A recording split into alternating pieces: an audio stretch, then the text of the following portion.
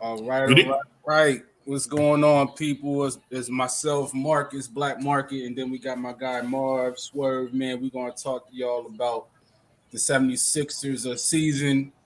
We're going to do a recap, and then we're going to go into the off season and let you guys know what our thoughts were in regards to the season, the playoffs, and then what's going to happen next season, man. So let's have a good show. What's up? What's up? Good evening. Good evening. Good evening. I just want to start by saying that were slain in a senseless act of violence in Buffalo yesterday. Um, Another sad day. Another random mass shooting. Another arrest made. Not surprisingly. So I just want to start the show off by saying rest in peace, and our prayers are with the victims of that senseless crime in Buffalo. It's a tragedy, and it's sad that every so often we have to actually send rest in peace and prayers to people because somebody feels like it's okay to take an assault weapon and shoot up innocent people. But I'm just going to leave that thought there for another show. Um, and another time, I just want to say rest in peace. And again, our thoughts and prayers here at Philly the podcast are with the families of the families of the victims of that heinous crime that took place in Buffalo yesterday. But all right, let's get on and let's talk about let's recap this season we just sat through. And I'm not going to say suffer through because we had ups and downs, we had highs and lows. Yep. Typical Philadelphia sports season, unless it's the Flyers, because all the Flyers seasons have been lows for the most part. But we had highs, we had lows. Expectations going in weren't extremely high because we didn't know what was going to happen with Ben Simmons. And for the first 60 games of the year, we had no Ben Simmons, and we were still able to compete at a high level. Joel played really, really great basketball. In my eyes, he was the MVP of the NBA this year. So I guess we'll just break it down simply like for before the Harden trade and after the Harden trade. I think before the Harden trade, Joel was definitely hands down the MVP. He played lights out. Right. He was the best player in the league. Then we seen the development of Maxey, which was a pleasant surprise this year. Maxey, who again I felt was the most improved player in the NBA this year, came on and held his own. And in the absence of Ben Simmons, I think the team really didn't miss a beat because if you say if you tell me the Sixers were a top three or four seed without Ben Simmons playing a game this year, and that Maxey would develop into. If you told me, first off, if you told me Ben Simmons wouldn't play a game and the Sixers was going to be a top four seed, I would have said you're out of your mind. Right. And for the Sixers to not have Ben Simmons, not have anyone filling in for Ben Simmons, and for Maxey and Embiid to ball out the way they did, it was a beautiful thing, and it definitely was something that was a bright spot. Maxey was a huge bright spot for Philadelphia. We usually don't get that lucky drafting the guy as low as we drafted Maxey and have him pan out the way he did. So Embiid had an MVP season prior to James Harden arriving, and Tyrese Maxey definitely was a huge bright spot this year. So prior to the Harden trade, I give the Sixers an A. I give the Sixers an A for everything that they were able to accomplish with all the outside distractions of the Ben Simmons nonsense. Embiid was on COVID. Embiid missed, 2 weeks for COVID. And the Sixers still played ball. They played as a unit, and they were able to maintain the top four seed without Ben Simmons, Right. with the vast improvement and development of Maxey's and the growth of Maxey, the outstanding play of Embiid. The Sixers definitely performed really well going into All-Star break. Yeah, I agree. I agree. The thing, they dealt with a lot. Obviously, that they got dealt with the COVID hand, like you said. A big situation, which to me, is so what's the word I'm looking for? So just not necessary. You know what I'm saying? Because just in that moment, you know, you're mad, and I don't want to keep going back over Ben, but you're mad because your teammates, granted, they said some things in the media, but how many times have you been told the same things that you need to improve on a day in and day out basis, on a year to year basis? Now, you should have known that, hey, being a great defender, great. Most teams have one great defender. Most teams have um a decent point guard, who can distribute, right?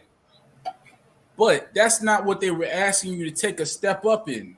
They were asking you to be somewhat playable on offense, be some type of threat, and you could not do that. You know what I'm Right. saying? And this is for 4 years. So you have to deal with that. And then when you were held accountable by your coach, by your general manager, by your running mate, you decided that that was too much for you as a professional, right? When in fact the team basically, coddled you. Basically, you know what I'm saying? Basically, they went out and made everything perfect for you to be in Right. a situation you still didn't want to be there. So that's a whole other thing, right? Then you quit for 60 something games, and then you bring in Harden, and it was unfortunate, man. You know what I'm saying? That's Yeah. just unfortunate. Yeah. So And then yeah, go ahead. and a lot of people who have no idea, like Jimmy Butler said something and people took it and ran, right? And they Right. said, Yes. after the Heat won the series, Jimmy Butler said they chose Tobias Harris over Jimmy Butler, which is totally false. Like that narrative just Never happened. yeah, it never happened. There was Was never a Tobias Harris over Jimmy Butler. It was a Ben Simmons over Jimmy Butler. The Jimmy Sixers Butler. chose Ben Simmons over Jimmy Butler because once they traded for Jimmy, when Jimmy was here for the 30 games he was here, the ball was out of Ben Simmons' hands, and Right. Ben Simmons actually looked pretty useless. And not saying he was useless, he was a defender. He was basically a 3-and-D guy who didn't shoot the three. So he was just and a guy who played defense. He was I can't even say Bruce Bowen because Bruce Bowen actually knocked down his threes at a decent clip. Ben Simmons was just a defender. He was basically the point guard version of Rudy Gobert when he was here with Jimmy Butler, Tobias Harris, and Embiid. Ben Simmons had no impact on the offense. He was a great December. I mean, he was a great defender, but it took away everything Ben did well on offense when Jimmy Butler was here because Jimmy Butler actually ran the offense and Ben was unhappy about that. So the Right. Sixers made a decision, and it was, do we keep Jimmy Butler and move on from Ben Simmons, or do we let Jimmy Butler go and bank on Ben Simmons developing into a viable offensive option? And the Sixers chose the potential of Ben Simmons Right. over Jimmy Butler. It was never a Jimmy or Tobias thing. It was a Ben or Jimmy thing. And Right. Brett Brown, Ben Simmons was Brett Brown's guy. Brett Brown coached the Australian national team. Brett Brown had a relationship with Ben Simmons, and he didn't have one with Jimmy Butler. And Brett chose Ben over Jimmy. It was never a Jimmy over Tobias thing. Right. It wasn't at all. And it's just you get to that point, right? And the person I feel the worst for in the whole situation was Joel, because he is growing. He's growing into a leader, right? He's growing into a leader, and at that point, he is saddled with a guy who he knows isn't mentally strong enough to ride alongside of him. No, Agreed. And I'm not going to sit there. We're not going to go into the derogatory words about Ben Simmons, but we, the true hoop heads, know what he is. This is no longer about, hey, he's this or he's that. No, true hoop heads know. You know when you got a dog beside you, and you know when you don't, right? And Ben clearly wasn't one, so they had to move around. They had to move things around. So at this point, we get to that, and Joel, and that showed me more about Joel than I had learned before, because he could have crumbled, he could have cried, he could have been like, well, I want out of here too. He chose not to. He decided to become the leader of the team, put these guys on his back, and Maxey stepped up. Tobias had a decent season. Tobias was, Tobias wasn't bad this year. Tobias wasn't bad at all. Tobias, you know what people do, and I hate when people do this. People look at salaries and instantly assume that because a player makes this much money, a player should be doing a certain amount of this and that, which is partly true. But in a Tobias Harris case, it's not Tobias Harris' fault that he got that max money. You got to think Tobias Harris, when the Sixers traded for Tobias Harris was the number one option on the Clippers.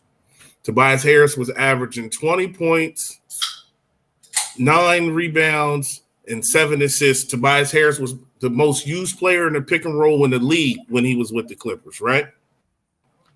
Right. So Tobias Harris earned his money. He earned his payday with the Clippers.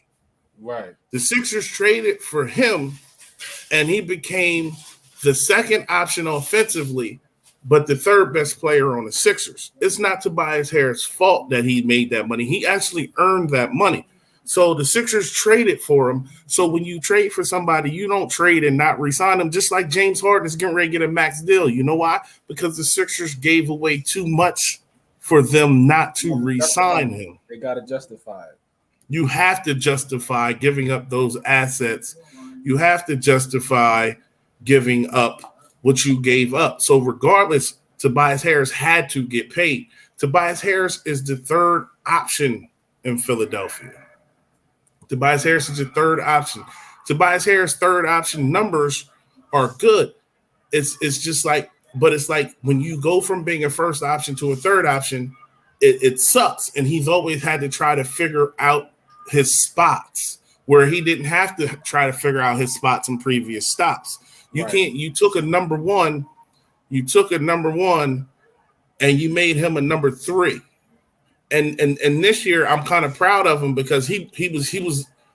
We expected Tobias Harris to be the number 2 going into the year without Ben Simmons playing, and Maxey progressed past him. Accelerated. Maxey's progression accelerated, and Maxey became the number 2, and Tobias took that number 3, and he was definitely all right with it. And then when you traded for Harden, in all actuality, Tobias Harris became your 4th option.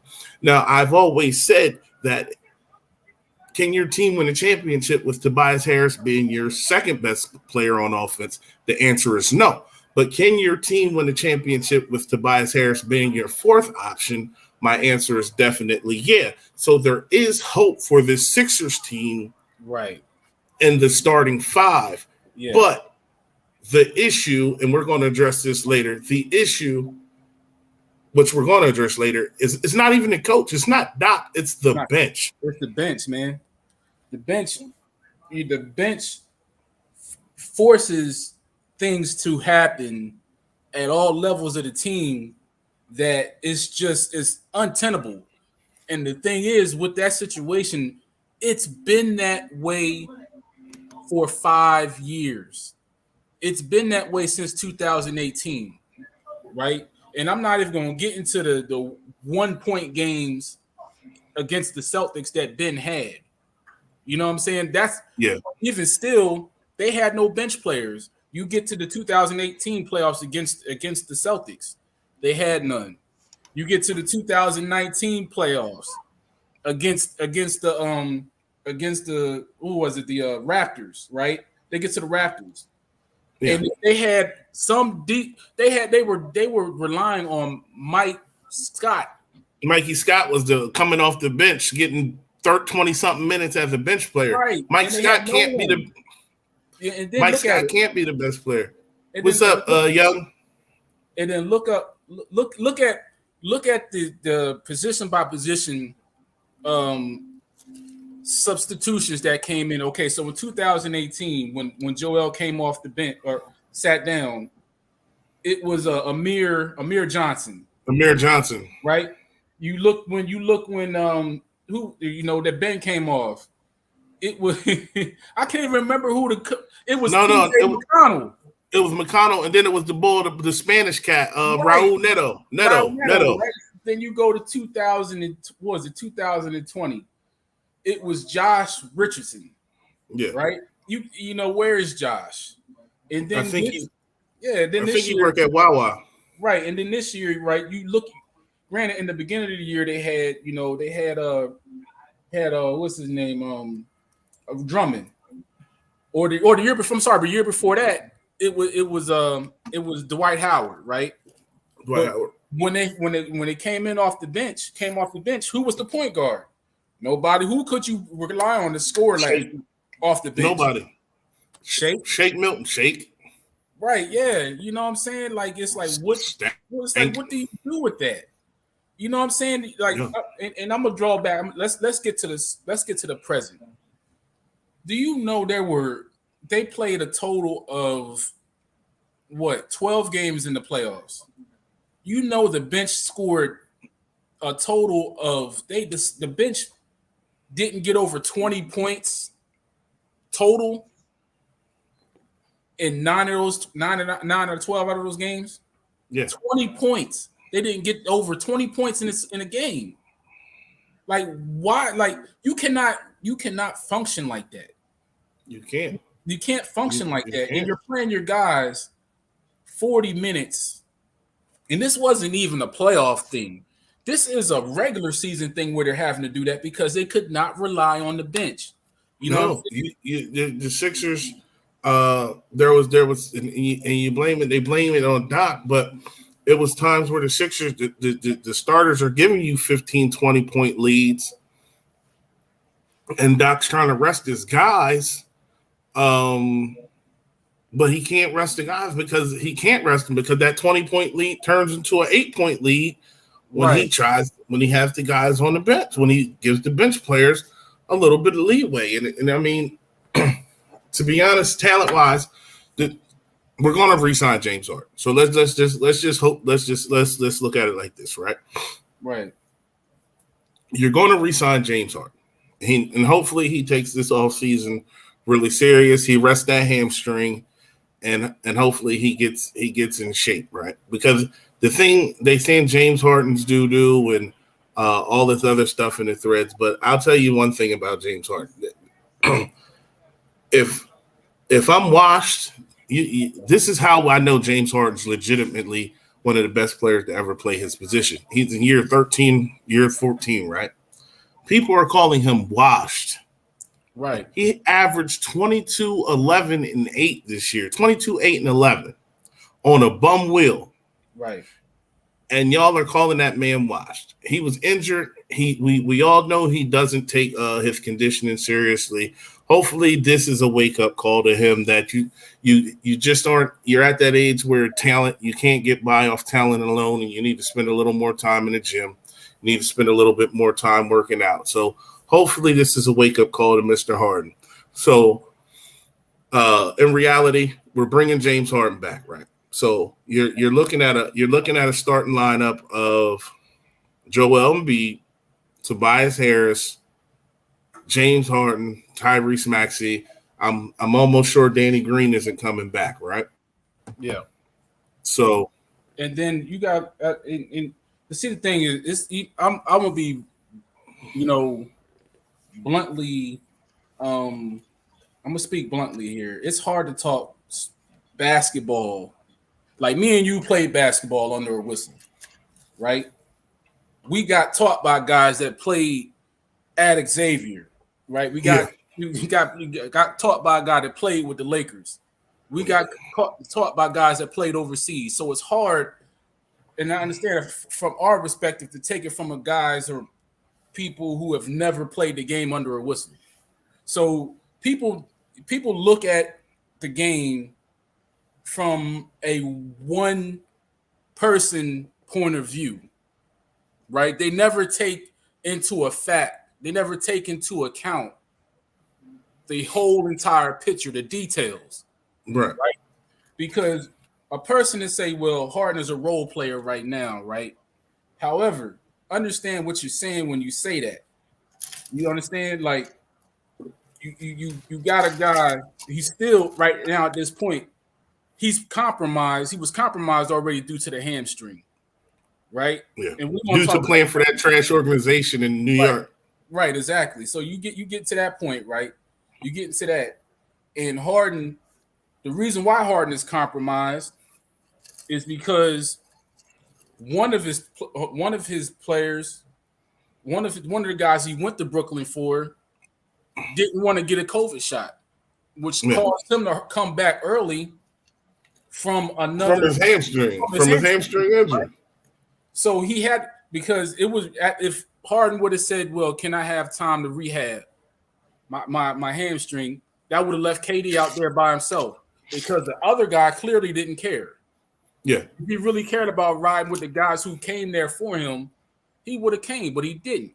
So you get to that point, right? So you got a guy that's compromised because of his hamstring, and then the people that look at it from one point of view don't see the entire picture, right? They're saying, well, Harden is this and Harden is that.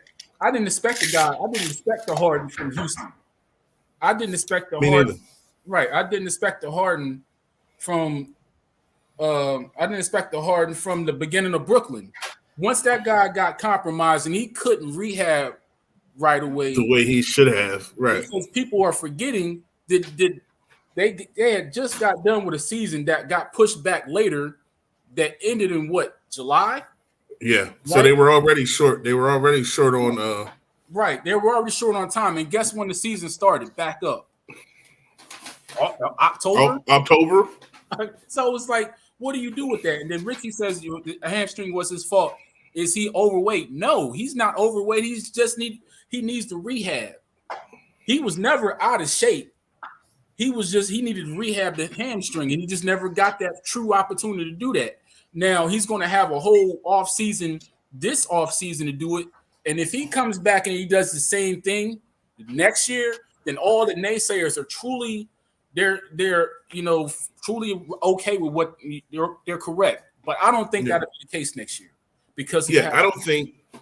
And you hit it right. You hit it right on the head. I think people don't realize that first off, the season started late last year and it was pushed. Right. They finished late. He was already hurt. So in a typical off year. And see, one time out, hold on. And see, that's the thing. Good Lord, man. You know what I'm saying? Like, this is why I say, do you see the comment? So Ben, but he's the ultimate hater. He's the ultimate hater. Like, no, Ben's ego needed rehab. Yeah, because physically, Ben was fine. Ben was mentally. Ben was butthurt. Until he realized he couldn't get that money back. That's when he went to his back started hurting. When his back started hurting, right? That's when he went to OBGYN. Is when he couldn't get that money back. Right? Ain't no way you get back surgery and you driving home the same day. Like a back surgery that keep you out for 82 games and you driving home the same day. That man was in the gulag, man. He was in the gulag. Listen, he played Call of Duty for 23 hours straight. How you play 20? And now that really happened. That man was playing Call of Duty 23 hours straight. How do you sit in a chair and play Call of Duty for 23 hours straight with back issues? You're talking about I have back issues. Of course you are. You haven't stretched or done it. You've done nothing. Did you get up to even use the bathroom? Yeah, like he probably had a Depends on, man. He making it bad. I feel sorry for y'all light-skinned dudes, man. I'm glad I'm Morris Chestnut complexion, because Ben Simmons is making it tough to be light-skinned right now. See, and Richie, man. See, the thing is with the Harden trade, and the Bynum trade, two completely different Two situations. totally, yeah, I was getting ready to address that. Two different situations. Because you can clearly rehab. You can rehab a hamstring, bro. It just takes you treatment, getting in the lab, stretching, making sure that you're conditioned and all of that. Bynum's thing was a bone on bone. Bone on bone is you don't no come back from bone on bone. Yeah, there's no cartilage, no ligaments. There's nothing there. That's completely different. That's a knee, and then he was done. That was the same. He had that same bone on bone in LA, but they, what I'm saying, he flamed out. That was just a bad situation. You know what I'm saying? But the Sixers, and then that was done by design too, right? Because the Sixers knew Bynum had bone on bone, but they needed Bynum's salary on the books so they could start the process. So the Bynum trade was purposely done. I'm pretty sure the Sixers doctors knew that Bynum was on bone, but they knew that they needed Bynum's salary on the books so their salary cap could at least meet the NBA floor level. So the Bynum trade and the Harden trade are nothing alike. Harden was rushed back in Brooklyn because of the Kyrie situation. Right, yeah. And when Kyrie was a part-time player, it kind of forced Harden's hand. And I'm pretty sure the Nets and then Marks and them were kind of on Harden, like, we told you could rehab this, but with Kyrie not playing, we kind of need you out there because the last thing we want is Kevin Durant out there by himself, and I respect that too because at the end of the day it's his job to play, and we got to go to work sometimes when we don't feel well. But I think the whole rushing Harden back definitely played a huge role in in the Harden we got at the end of the day. But I really believe a fresh offseason and a chance for him to rehab will definitely improve. He'll definitely be back. I'm not saying he's going to be a 30-point, 15 assist guy, but I'm saying I expect improvements with a full off season of rehab and to get his conditioning right. Right, and the biggest thing that people need to understand, especially Philly or Philadelphia 76ers fans, and if you want to transition that to just a quick Eagles point, people need to understand that team sports isn't about one guy anymore, okay? Especially in basketball. You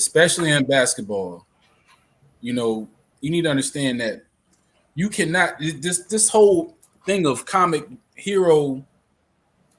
book hero basketball, it's over, okay? There are no more Jordans out there, right? You see how many, and I'm gonna really take the time to break this down, right? No team in the NBA is winning with just one great superstar doing everything anymore. It's not happening, okay? So you can forget about that, right?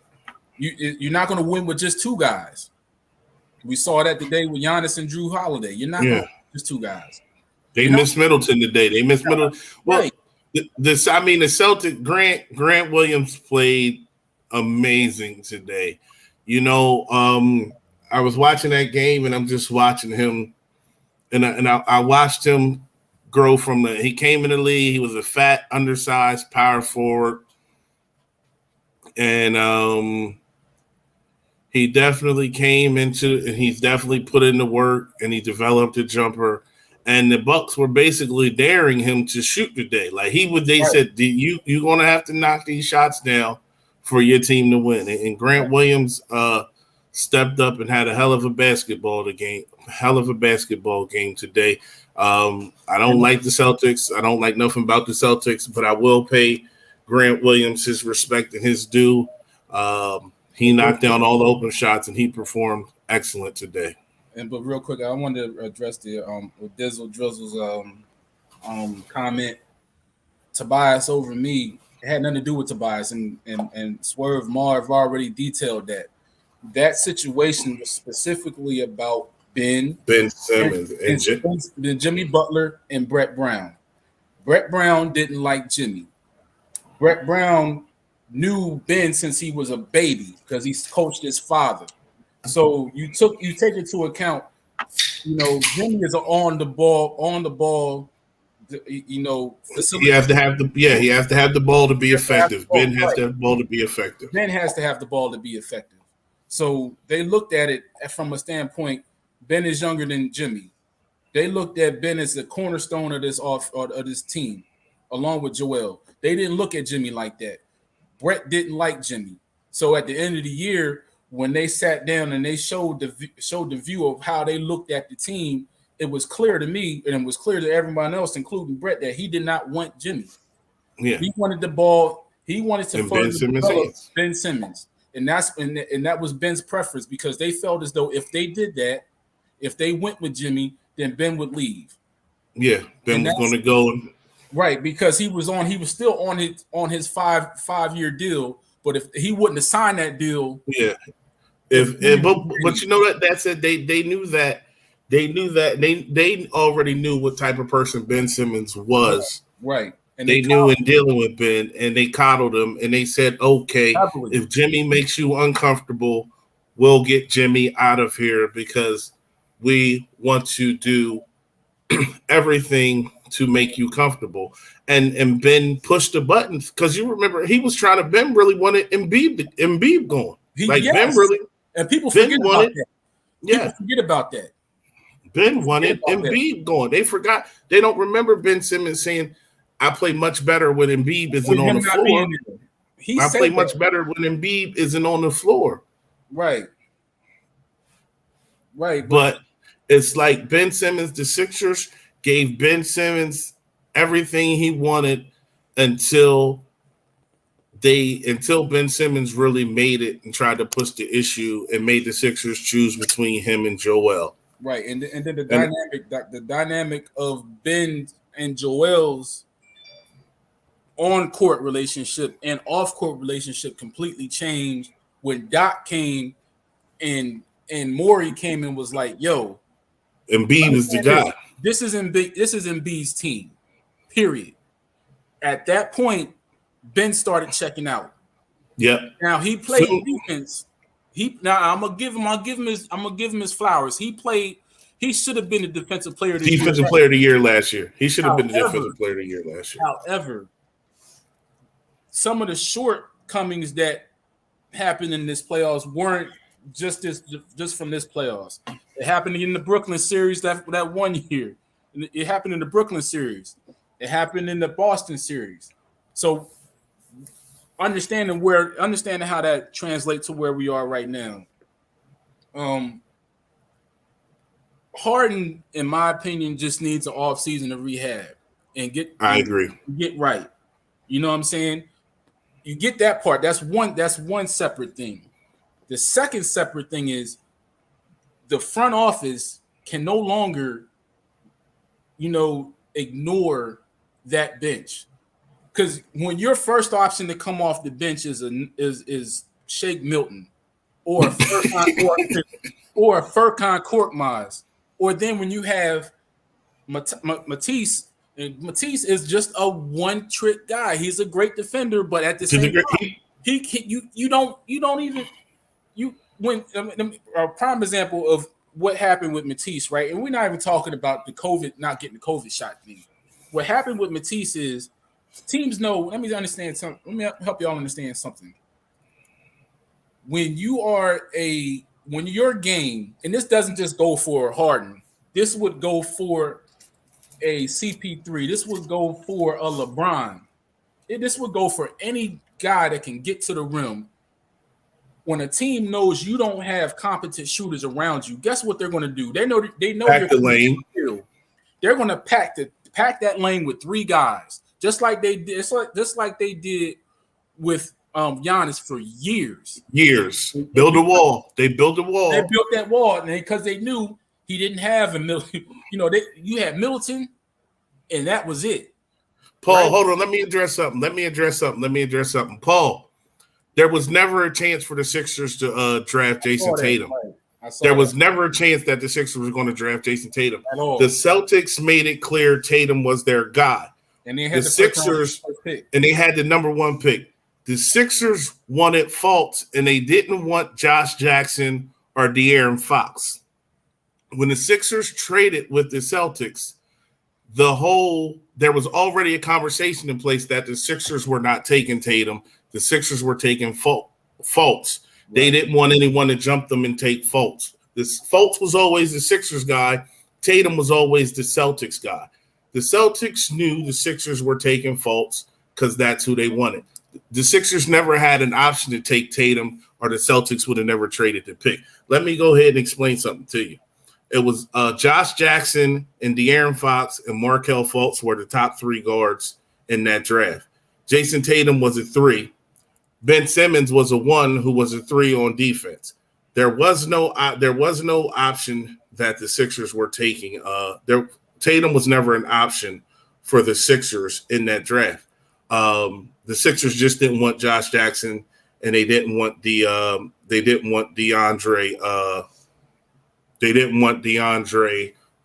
Fox.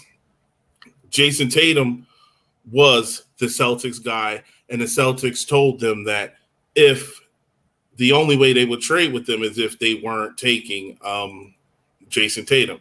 So there was never a chance for the Sixers to get Jason Tatum because the Celtics were going to go Jason Tatum, and everyone knew the Lakers were going Lonzo Ball at 2.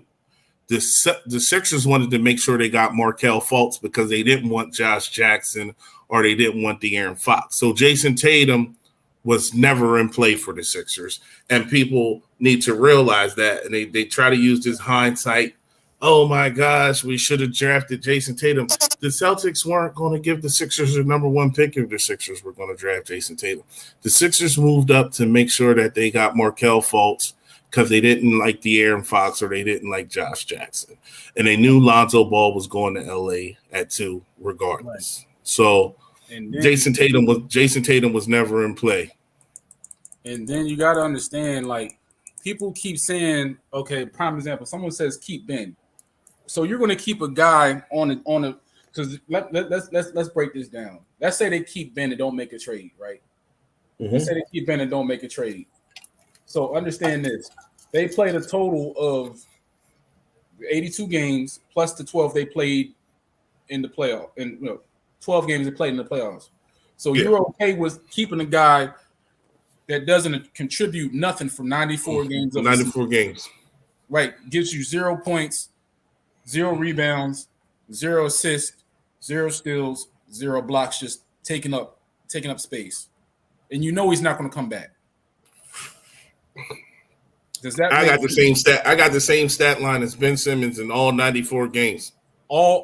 Everybody that's in our comments and everybody that's watching. Everybody watching has the Ben Simmons stat line. Right. So you got to understand that goes with looking at the bigger picture of it's not just about one guy. It's about a team and what the impact that would have on a team. Because guess what? Hold on, Black. Hold on. Paul, what I'm telling you is that if the Sixers didn't trade, if the Sixers didn't trade for the number 1 pick, they would have been at number 3, and the Celtics would have taken Tatum at 1. They were going to take Tatum regardless. The Celtics were taking Tatum regardless. The only reason they traded with the Sixers is because the Sixers were taking Fultz. Tatum was the Celtics pick. They were going to take him at 1. Tatum was going to be the number 1 pick. The Sixers called with the Celtics and said, hey, we don't want Jason Tatum, but we want to make sure we get Markelle Fultz. And then, okay, look at this comment, man. Look at Joe. Joe says you would have made it where you did with it without Harden. Then allowed you to keep what depth? We didn't have depth at home. We didn't have depth. Then would allow you to keep. Yeah, he would have been in his mansion. Paul, it's definitely not the same as Jefferson and Rager. What I'm trying to explain to you is that the Celtics were going to take Tatum at 1. The Sixers just didn't want to make sure they got jumped. And Allison, no, it is not all Ben's fault. That's not what we're saying. What we're saying, and I go back to what I said maybe about 10 minutes before that, was that in order for a team to get far in the playoffs and win a championship, it takes more than just one guy. It takes more than an Embiid. It takes more than a Harden. It takes more than a Tobias Harris. You need a competent starting five, and at least in the playoffs, three other guys. 2-3 guys that come off the bench. Hey man, and Joe's just trolling at this point. You know Ben was at home. Yeah. Back to the point. You know what I'm saying? It wasn't necessarily about Ben or Drummond and Seth either. It's really when they were gone, they had opportunities to get guys in the buyout phase that they chose not to get. Like they had the opportunity to get Gary Harris, but they didn't. Yeah, they didn't. They chose to keep DeAndre Jordan over Willie Cauley-Stein, or go get the kid from Utah. I forgot his name. Derek Favors. They could have got him also. I like that. Yeah, they had options. They just chose, and this is where I kind of fought Doc for it because he had a previous working. The DeAndre Jordan. Right. Yeah. And when you should you should have just let him. You should have just let him. If that man wasn't good enough to play for the Lakers, he wasn't good enough to be playing basketball. And no, Allison. Ben didn't make it hard to add other quality players. What made it hard to add quality players was the general manager and the coach and really more the coach because of his previous working relationship with DeAndre Jordan. There is no person in America on any team that right now that would choose DeAndre Jordan over Willie Cauley-Stein because guess what? Because he's younger and DJ. He's a live body. The DJ just was washed. Washed. Right. So and it's just like right. And then the other thing that I fought Doc for is you had Paul Reed and you had Charles Bassey and you didn't develop them either. You know what I'm saying? So you're asking these guys to come in the middle of a playoff series and give you quality minutes. And it was too late, bro. Yeah. It was just like you were wrong with that. But back to the big thing, man. You know, I want to really stick to this point. And it doesn't matter who the team is. You aren't winning with two guys. If that was the case, KD and Kyrie wouldn't have got swept. Yeah. Right? See, Paul, listen. Hold on. He's still stuck on this Tatum Fultz thing. The Lakers were taking ball. It was the Celtics were taking Tatum. The Lakers were going to take ball. The Lakers weren't going to move from 2 unless they got a really good offer. Right. The Lakers were accepting offers for anyone who was going to jump in front of them that wasn't going to take Lonzo Ball. So people were calling the Lakers to get the 2 to take Fultz. Right. So the Sixers said, Fultz is our guy. We don't want anyone jumping in front of us. Had a conversation with the Celtics and decided that we're going to jump the 1 because we want Fultz. The Lakers were dangling that 2 pick out there for anybody who didn't want Lonzo Ball. So if you wanted Markelle Fultz at number 2, the Lakers were going to do business with you. Right. And that's why the Sixers jumped up the 1 to take Markelle Fultz. They never had a chance at Jason Tatum. The DeMarcel Bridges trade was horrible. Desires, that was definitely a trash trade. We're not even going to get into that because I was really, really not happy with that trade because you watch Bridges. Bridges is playing right now. Bridges is actually in the mix for Defensive Player of the Year. Bridges. That's another thing. That was a Colangelo. Yeah. Brett jack up too, and it's just where this team is right now, man. Like, are they the biggest things obstacles they have in front of them? Is I don't know. I really don't know at this point what they're going to do with Tobias.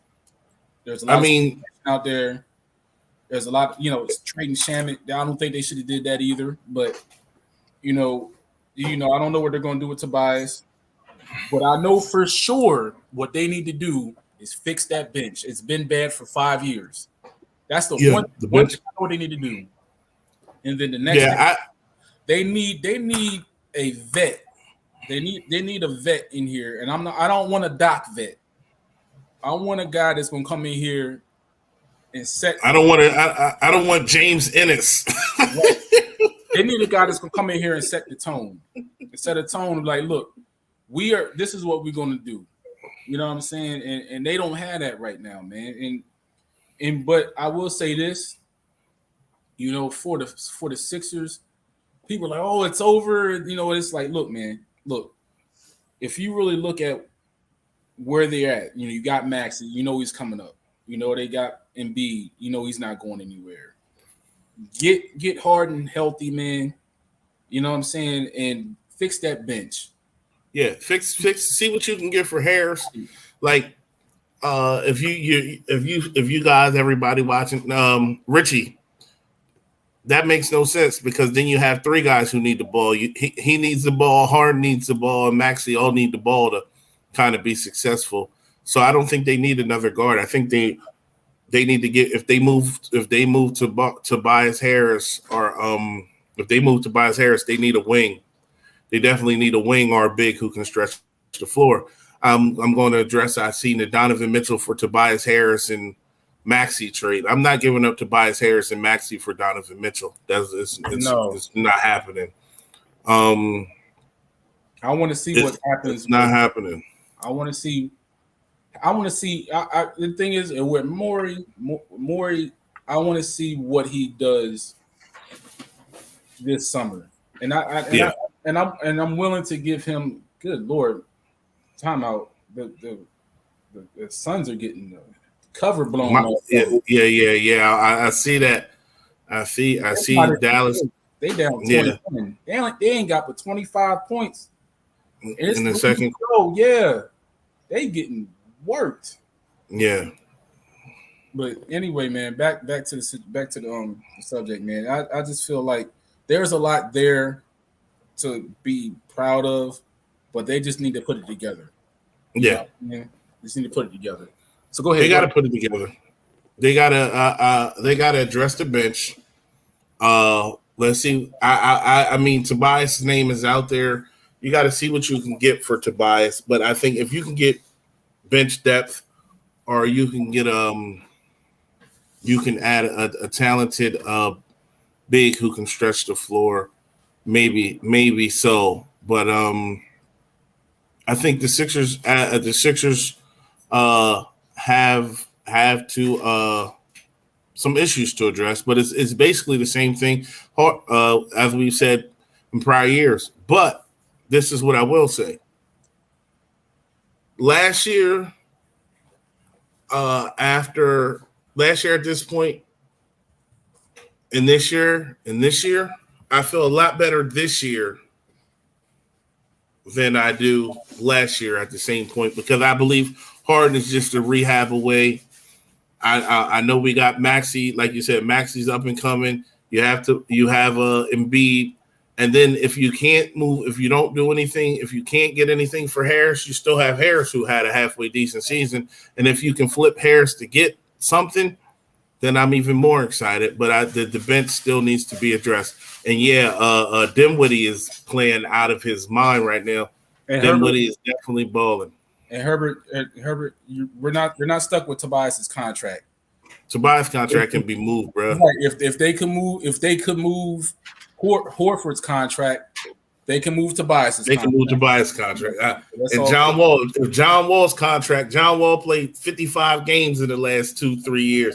If somebody's looking to move, if somebody's looking to take John Wall's contract, Tobias' contract is movable. The Sixers' biggest downfall is they need a bench, because and I'm never an advocate of telling guys, saying that guys shouldn't be in the league, right? I'm not a advocate of that, but I will tell you this straight up: if any team is coming when they push that buzzer and you come into the game with Furkan Korkmaz, Shake, DeAndre Jordan, and Matisse Thybulle, you are not scaring any team. Nobody's fearful of that. You know what I'm saying? Like, you understand like how many times the Sixers lost a game this in the last, not even just this year, the last 4 or 5 years, because they would get up 15 points, and they would get up 15 points with like 4 minutes to go in the game, and the team would come back on like a 27-2 run and beat them by 10 because the bench is that bad. You know what I'm saying? Like, to be honest, Furkan is not. He shouldn't. If anything, Furkan is the 12th guy on the bench, and that man looked like he owned a gas station somewhere. And at the highest level, he's an overseas player. Same for Shake. Shake should be in the G League. You know what I'm saying? Shake should definitely be in the G League. Yeah, like, come on, man. Like, understand, like, every time another team, especially a decent team, comes to play Philadelphia, they look at that bench and says, "Oh, we got them. If we down 10, don't worry about it. We're gonna get it about." Soon as they bench, yeah. Soon as they bench come in, soon as they bench come in, we gonna make her come back. Hey, hey Herbert, you saying Houston played John Wall not to play? Correct. But Houston also traded for John Wall. Right. And also understand that John Wall's contract, and John Wall was actually in trade talks with several teams this year. Teams just didn't get what they wanted from Houston in return. Right. So John Wall's contract is definitely movable. Just like Russ. Russ is movable. Russ is movable. Like, there's not too many contracts in the NBA that aren't movable. Right. You're going to have to give up something in return. But at the same time, you're going to get something in return. Luka's balling. Luka, and shout out to the Texas Eagles for the $5. Oh man, Luka, you know what? Luka should have been in MVP talks, and he is killing them right now. But you know what the thing about Luka? No hate. He reminds me of young James Harden. He reminds me of Houston James Harden. Look at this, though. Look at this. You know the difference between the first 2 games of this series and where Luka and them are at right now? The rest of the people around Luka they're making shots. Ball. Everybody started playing ball. Yeah. What's his name? They're making shots. And and I'm gonna say this. If you watch the first 2 games, Luka held the ball too long into the possession before he made his move. Luka started going earlier, and I stayed up late to watch those games. And Luka was he wasn't going till like 9 seconds left in the shot clock. But now he's going earlier. His teammates are making shots, and you know that the thing about shot making is contagious. Shot making is contagious. We've seen that with Miami. Like, so it's and that's what I'm about to say. Like, if I'm on the court and I see Black then knock down 2 or 3 shots, and then he passes up a contested shot and hits me, and I'm wide open, and I don't watch him make the 2 shots, I feel like I got to make that shot, or I'm gonna let him down, and in turn, I'm gonna do my best to make the shot, and that's what the Mavs are doing. The Mavs are playing excellent basketball right now, and shout out to Jalen Brunson. Shout out to Rick Brunson's son. Because Jalen Brunson has been playing ball. Dinwiddie is killing it right now. And then Paul, yeah, the 76ers, they're waiting on I think it's like a June 1st deadline, whether the Nets are going to defer the 76ers first round pick this year to next year. So if we do that, then the 76ers still have this year's first round pick, which they could help parlay them along with another player until another trade. So I mean, that's going to go if they move Tobias Harris. that pick is definitely going with wherever Tobias Harris ends up. If he does move, It's they're smashing these dudes right now. 54-27. Hey, but this is now. Does this fall on Chris Paul and take away from his legacy? Game 7. Yes. Game 7. How they lose this game is if they lose this game and it's a 2 to 5 point margin, because he did what he a ball rolls, comes in something, anything can happen. But if not, you're losing 57-27, bro. When you get manhandled, you getting beat by 30 right now. 30. And Luka has 27. Luka. It's getting ugly. That boy bad. It's ugly. Yeah, we ugly, bro. So it's just like you gotta. That's what I was about to say. James Harden getting all this slander. Chris Paul has managed to get so many. I'm a Chris Paul guy. I think, like, regardless of everything, Chris Paul is a top 5 point guard to ever play basketball. But it amazes me how Chris Paul gets these passes when we're so critical of we're so critical of James Harden. But I know, and maybe it's a Philly thing. Like Philly, we tough on all our athletes. Right. We kill all our athletes. It's a love-hate town. When you balling, we love you. When you stinking it up, we damn sure let you know that you're stinking it up. Right. So look at this real quick. Back to Richie's point. You can pinpoint CP3 and you can pinpoint Harden, but how many? It's 8 guys that played on the Suns game and on the Suns side of things. This game, right? 8 guys, 9 guys have played for the Suns in this game. You know what that average is? They have 27 points. 9 guys played. So that tells you that 27, 9 times 3 is 27. So technically, if you want to divide it up, 9 guys are averaging 3 points a game. 3 points a game. 3 points for this game. So when you look at it and say, well, is it CP3 or is it Harden? Where's the rest of his teammates? Where are the rest of their teammates? Hey, Paul, I watched the Tampa Bay and Maple Leafs game last night. That game was crazy. The NHL playoffs are always pretty dope because in the NHL, it doesn't even matter talent wise. If your goalkeeper gets hot and you able to just get a goal or two, you in the mix. Whoever wins the NHL, 7 times out of 10, the best team doesn't win. It's just the team with really good goaltending and who's hot right now. Right. So, this is the first time. This is the first time in years that Boston hasn't made it out the first round. And I thought Boston was extremely talented this year. I watched the game. Pittsburgh manhandled the Rangers. Last Monday in a game that I thought New York.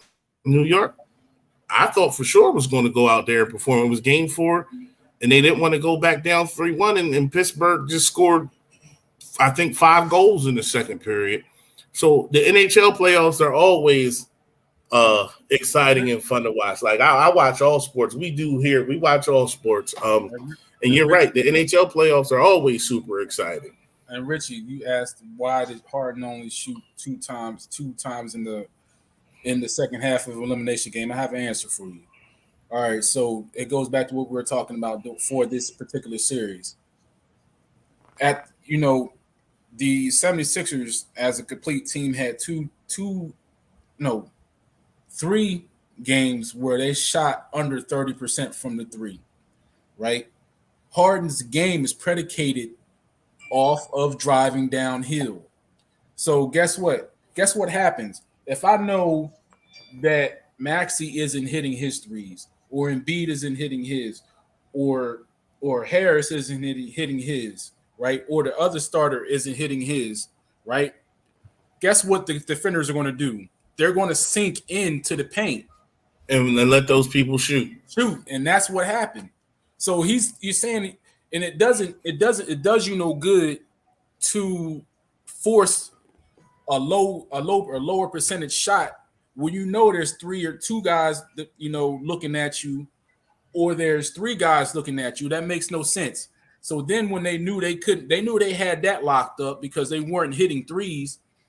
Then when they tried to even go, throw post passes to Joel, they couldn't do it because they knew that wasn't an option. You see what I'm saying? And then the one thing I will say I fought Doc for was he was starting a lot of offensive possessions with Joel up the Joel at the 3-point line at the top of the key. Why are you doing that? But I think also a lot of that was that nobody was hitting shots, and I think when you have Joel at least was viable. Joel was hitting his threes, so I think part of that was if Joel wasn't down in the lane clogging it up, it gave Harden more space. It gave Harden a little more space to operate because Joel wasn't down there clogging up the lane. Yeah.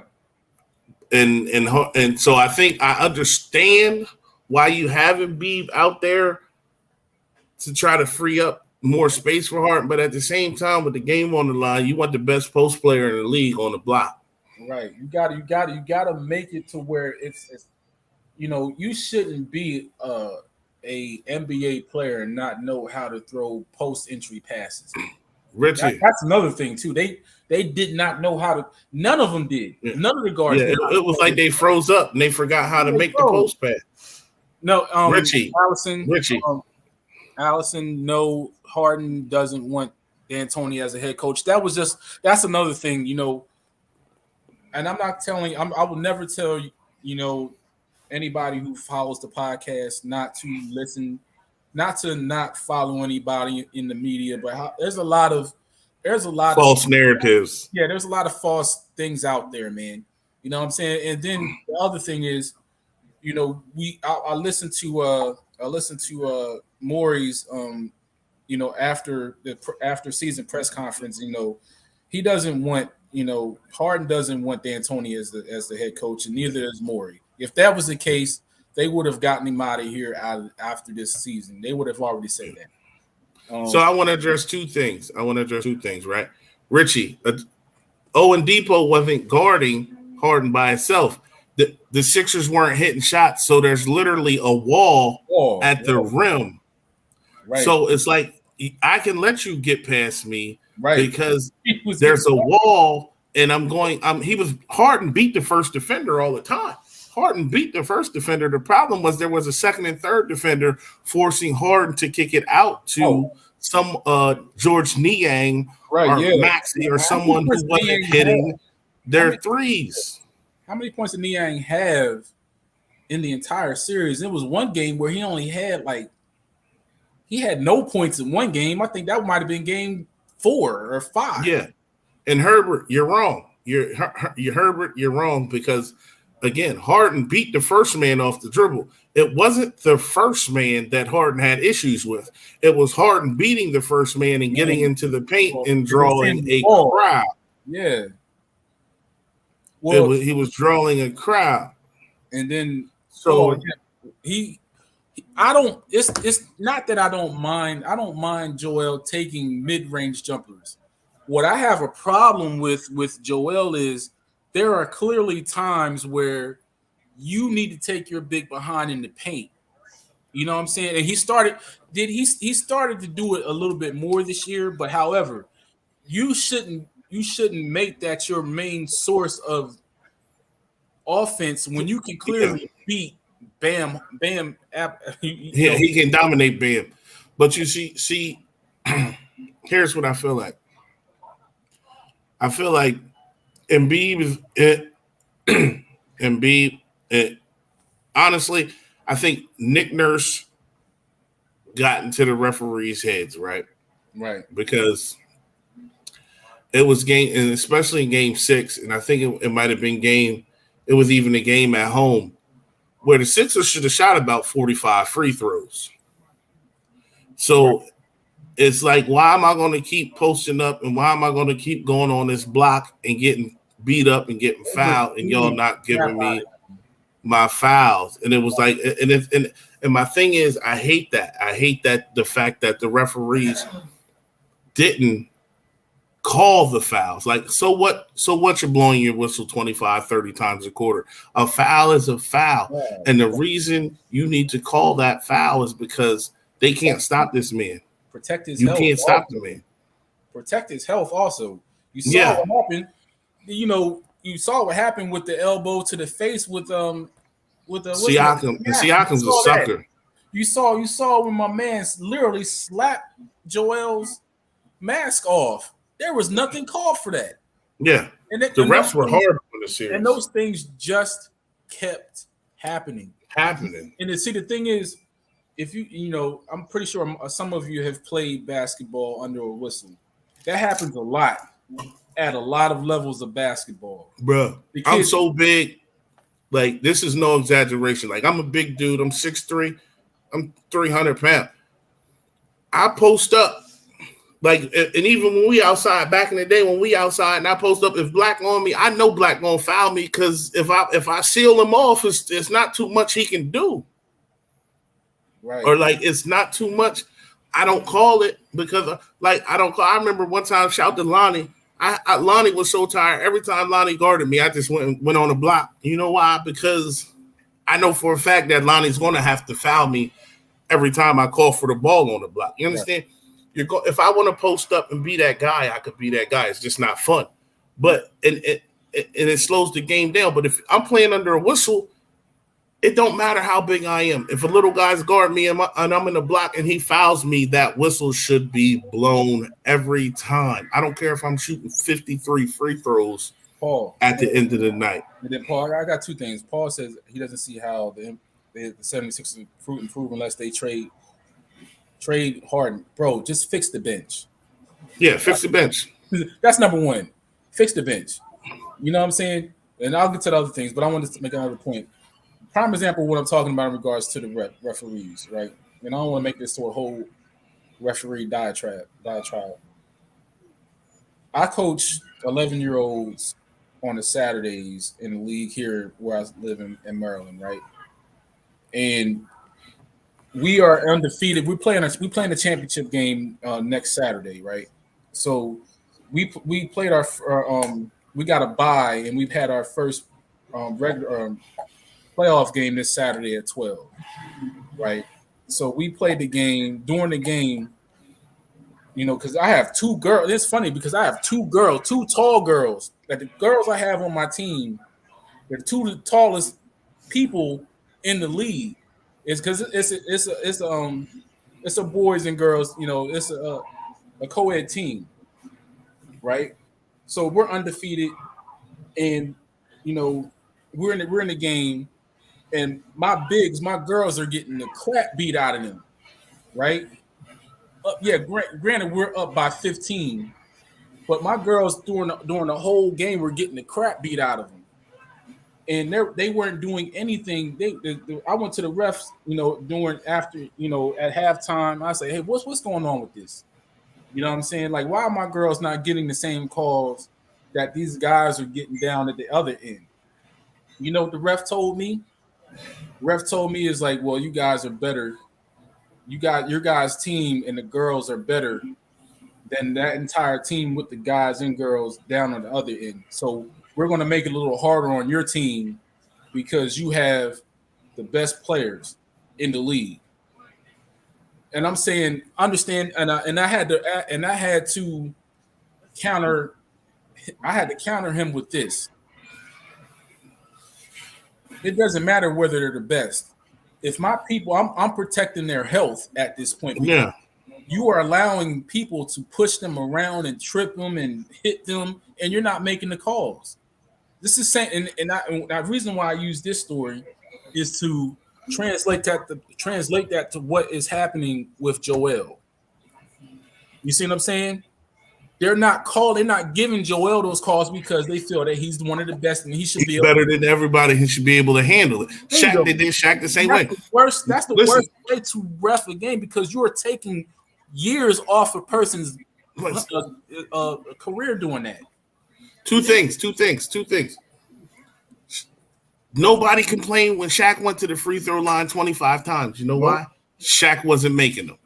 But it was okay for Shaq. It was okay for them to call the fouls when Shaq got fouled because Shaq wasn't making them. We as Sixers fans watch the game. This is how I'm going to tell y'all, if they pick and choose. The Sixers were playing the Washington Wizards. The Sixers were up 20 points 2 years ago. In the third quarter, going into the fourth quarter, they did hack a Ben. Ben Simmons shot 25 free throws in the fourth quarter. Nobody complained about it. Right. You know why they didn't complain? Because Ben Simmons wasn't making them. The only reason people were complaining about the Sixers this year is because the Sixers had two of the top 3 free throw shooters in attempts and 2 of the top 7 players in makes. That's what Nick Nurse was crying about. Nick Nurse and the national media played this BS narrative that the Sixers were getting all these calls. They weren't giving calls. The Sixers actually earned these calls because you know why they were fouling the Sixers? Because they couldn't stop them. And if you as a ref aren't calling fouls simply because Embiid is better than the person who's guarding him, you're not doing your job and you need to be held accountable. Number 2, Paul, the 3 max contracts. I'm gonna ask you this. I'm gonna ask you this. Giannis has a huge deal. Drew Holiday has a huge deal. Chris Middleton has a huge deal. The Bucks still have a bench, don't they? Don't they? The same exact contracts too. Yeah, I know. That's why I use them as an example. The Bucks have a similar setup to the Sixers, and they have a bench. Golden State has Clay, Steph, Draymond, and Andrew Wiggins, and they still have a bench. So I'm not going to use the contracts as a bailout. They can address the bench. Listen, Giannis is the same way. Giannis goes to the line a similar amount to Embiid. The difference is Giannis doesn't shoot his free throws nearly as well as Embiid, so nobody complains when Giannis gets those foul calls. Paul, I would agree. The Bucks and the Warriors do have better coaching. And back to Allison. The thing is, right, in all of these scenarios, it all comes back full circle to one thing. You and not you particularly, so don't take it that way. Teams, organizations are not winning with just, I'm gonna give you a maximum of 3 great players anymore. Like when you saw, Bosh and Brown and Wade. Them days are over. You need 5. Like you need 5 efficient starters, and then you need at least 2 or 3 guys on that bench that can fill in those holes when any one of the guys are negligent in their duties and what they're supposed to do. You're not getting ready to just send out 3 guys. You're not getting ready to make your roster top heavy. You're not getting ready to load the roster up top heavy and then just fill in spots and spaces anymore. Them days ain't.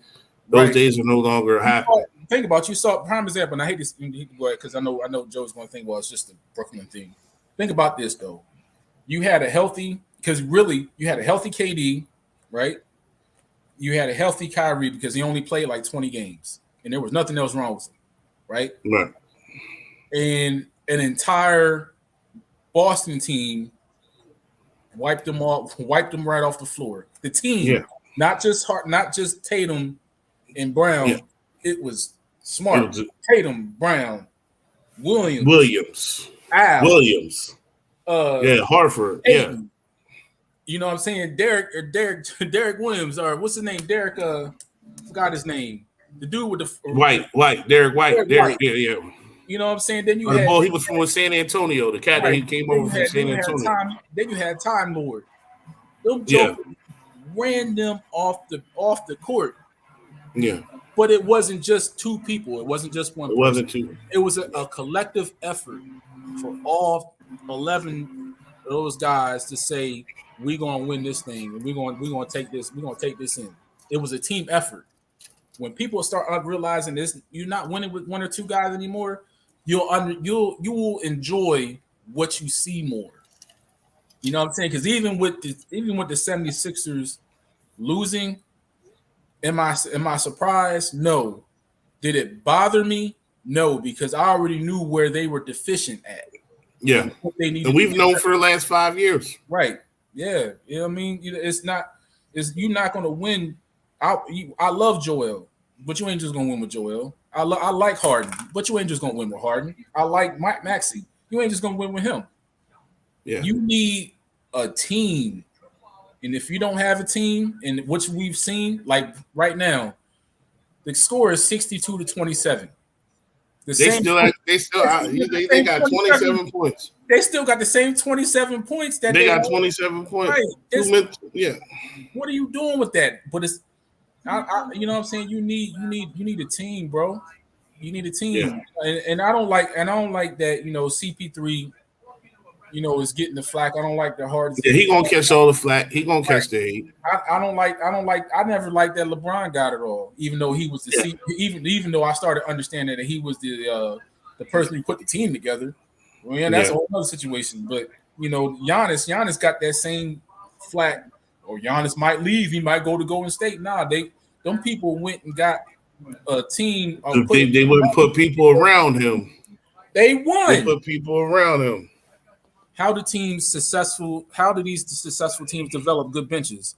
That's without right. You have to define roles, but they have to be good role players first. Yes.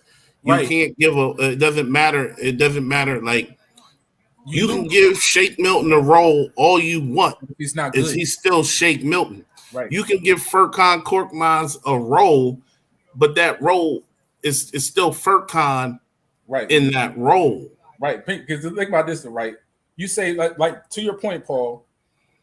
Furkan is supposed to be a 3-point specialist and be somewhat playable on defense.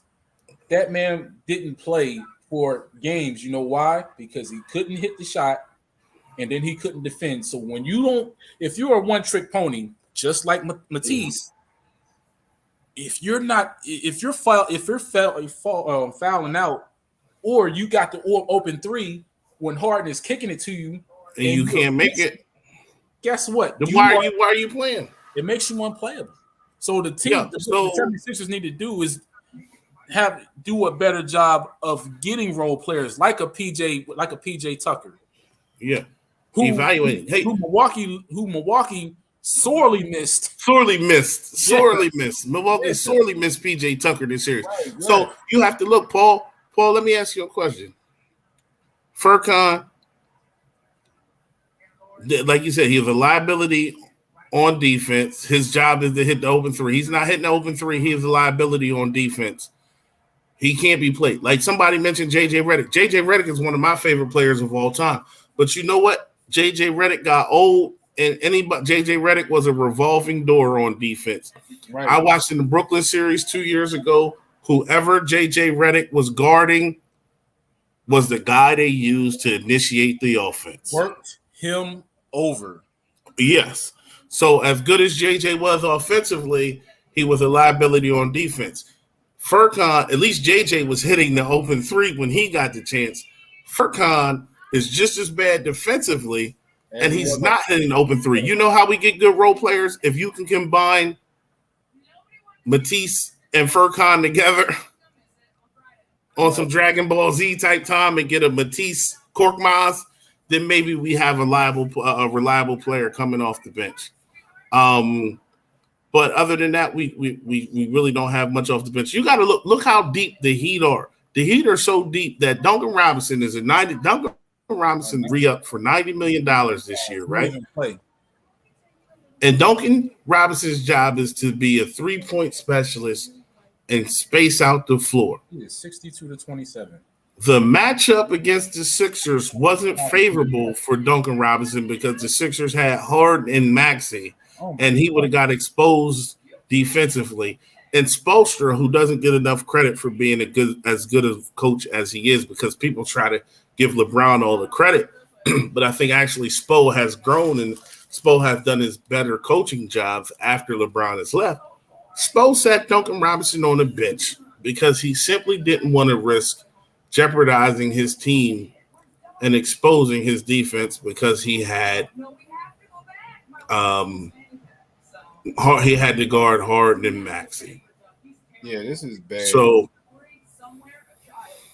yeah, that's what I'm saying. The Heat did it right. The Heat have a guy who the Heat have a guy who they re-up for $90 million, but he doesn't fit into the plan. So they replaced him with a Max Strus and what's the other light-skinned dude that was killing us? He kills us every time we play him too. I can't think of his I can't remember his name off the top of my head, but he looks like he's the character out of one of the Tyler Perry movies. Yeah, he looked like the dude. He looked like the dude who wife left him, and now he's a mechanic, and he's trying to get his life together and raise his daughters and stuff. Yeah, that dude. Oh my God! Yeah, we got killed by a Tyler Perry extra. Harden for man, stop playing, Richie. I ain't even going to. I'm not entertaining Harden for CP3. Yeah, on the real, man. On the real. I know. I really do believe that they're going to try to do something with Tobias' contract. Yeah, I think Harden. People say, "Well, Harden's going to get the max." I don't think Harden's going to sign for the entire max. I think what he's going to do is going to take a somewhat of a discount, and I think he may have to, and that's okay. That'll help facilitate getting more guys on more. And I think you can move you move Harris. If you can move Harris for a couple solid bench pieces, I'm all right with that too, because Maxey has definitely stepped up and shown he can be a legit second or third option. Maxey as the third. Harden. I'm fine with the core of a big three. I don't like to use that term big three because I think it's really overused. But I'm fine with a big three core of Embiid, Harden, healthy Harden, Embiid, healthy Harden, and Tyrese. I'm definitely all right with that. It's 70-32, bro. Yeah. Throw in the towel. Throw in the towel. Oh, God dang, man. But this has been good, man. You know what I'm saying? I got a couple more minutes, man. So we'll go for about 7 more minutes. We'll go for about 7 more minutes. I'm looking at all this. They beating go ahead. They beating the Suns. They beating the Suns like Drago beat Apollo Creed. Man, it's messy out here in these Phoenix streets. Shout out to my boy Lloyd. Rest in peace, man. That just made me think about him. Shout out to my boy Lloyd. Rest in peace, man. Lloyd, I miss you, man. I miss getting them goofy messages in my inbox. A matter of fact, I'm gonna just, when I get off this podcast, I'm gonna just blast some 21 Savage from my boy, man. Rest in peace, Lloyd. I miss you and I love you, man. Let's end the Sixers talk. Let's give about 5 minutes to the Eagles. Yeah. Because I really, really, really want to buy AJ Brown jersey. I'm gonna wait until it's halfway through the season, man. Cause you know what I mean. I'm where I'm at with these with all this city teams. I'm in a wait and see phase. Yeah, we definitely have wait and see. But I mean, like we talk every day. So like we said before the draft, you and I both be on the same page. So I had the Eagles for about 5 wins, right? Right. After the draft, I'm thinking they could probably get 10. Hopefully, they could probably get 10. They could get 10. So I'm excited. My excitement level has definitely increased. I want to get that AJ Brown because I'm hoping he wears number 11. Like, I'm sorry to interrupt you. You know what this reminds me of, bro? When you start playing, when you open 2K, like any year you get it, and any year you get it, right?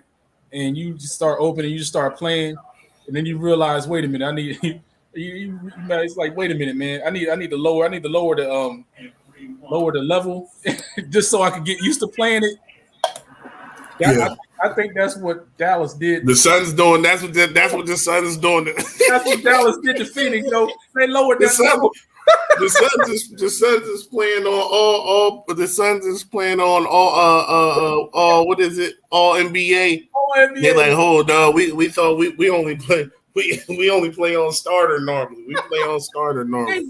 They working their ass, man. Like, golly. This they horrible. This is bad. I stopped watching it. I stopped watching it. I know we supposed to be talking about the Eagles, but I'm like, great, Jesus. Yo, they beat them balls. Like, did you at least, what he say in Players Club when he woke her up? Did you at least pinch the B? Yeah. Yeah, bro. Like, this is unbelievable. Rumor has it they retired number 11 in Philadelphia. No, Paul. I think he won't stifle Devontae's development at all. I think AJ Brown is going to increase. I think AJ Brown is going to increase and accelerate Devontae's development. I think because they're two different style of receivers, and I think the man who benefits the most from AJ landing here in Philadelphia is none other than Quez Watkins, my guy Quez, who I be big up and all the time. I think now that you have two legitimate threats, I think that Quez will be the man to be able to dominate his matchup and take advantage of that. Also, Dallas. I think Dallas is going to have a huge season, but I'm going to save all that for a later show when we all get together with Joe and Brandon. Shout out to my guys, Joe and Brandon. Shout out to Brandon for coming on to the show last week too, man. My guy B Smooth, B Diddy. You know, he be big hype about the Eagles. He threw a couple shots in at my Sixers today, but I'm gonna let that slide. But seriously, Dank, Richie, Paul, Eagles, everybody who was in the comments, I really appreciate y'all. I appreciate y'all tuning in. I appreciate the love, man. Without y'all, we just guys who drink beer and talk sports to each other. Yeah, please share, like, and subscribe for the Philly podcast, man. We love y'all, man. And please reach out to all your friends, your family, co-workers, whoever y'all rock with, man. Tell them to tap in with us, man. We're gonna do a lot more shows. It ain't just gonna be about the Eagles. It could be about the 76ers 1 minute. It could be about culture 1 minute. You never know what Texas Eagles. Thank you. Yeah, we man, but we got a lot in store, and you may even see a couple of other guys, you know, come along with me. You know, I'm definitely reaching out to one other guy, two other guys. We got some big things playing, man. We definitely got big things playing. Y'all going to see more and more from us. Yeah. It's just gonna be a good ride. We about to have a great ride. It's the off season. It's baseball time, but we just gonna get on here just so y'all not missing our faces, and we can talk about whatever. If y'all have any ideas for topics or discussions or things y'all want to hear, please reach out to us and let us know so that we can give y'all the content that y'all definitely looking for. Hey, I heard the Flyers stopped playing in like I don't even time ago. we listen. The Eagles are halfway relevant. The Sixers are halfway relevant. If the Phillies ever get some pitching and be able to hit on the same day for a couple of weeks, they'll be relevant.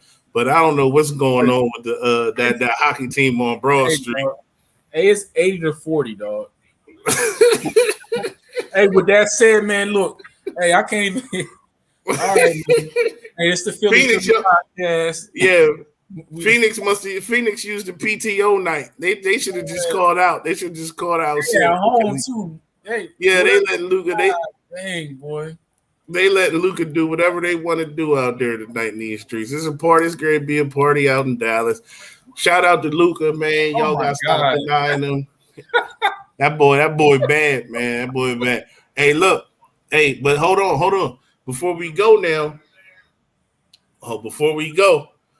remember last year when Ben had his choke job and Tobias had his choke job too, because I'm not letting him off the hook. Remember all the Atlanta fans and them Trae Young fans were saying it was clear that the Atlanta Hawks had won the trade between Trey and Luka, right? Yeah, they don't look like that now. But looking at this season and how things are playing out, like I always thought Luka was the better player than Trey Young. I got a question. See, I got a question. Is that why would Chris Paul come back in this game? I don't know. Maybe State Farm. Maybe he can get some. I don't think he should come back in this game, bro. It's 83 to 40. No, just take the starters out and let the just take the starters out, bro. Yeah. I wouldn't even think I would be able to come back from 36. But you know what's crazy? Guess what? And I'm gonna leave on this note. We got to hear about how the Celtics coach was on the bench. The Celtics coach was on the Sixers bench, and Monty Williams was on the Sixers bench, and somebody else was on the Sixers bench, and they all went to the conference finals. We won't be hearing about how great Monty Williams was in his coaching tonight, and how the Sixers are stupid for letting him go. Because them jokers. No, he didn't get a new deal. Aiton didn't get a new deal. Yeah, I'm wondering like who is going to take the blame for this one, because this is historic. Yeah, it's bad. In Game 7, this is a historic loss, bro. They had 2 bad Game 7s today. Yeah, this not even close, bro. But I'm about to prep for my week. I'm about to get off of here and prep for my week at work. Yeah. Yeah, man. This is the Philly podcast. This is Black. This is Marv, man. We're gonna rock out with y'all. We're gonna see y'all next week, man. We out. All right. All right.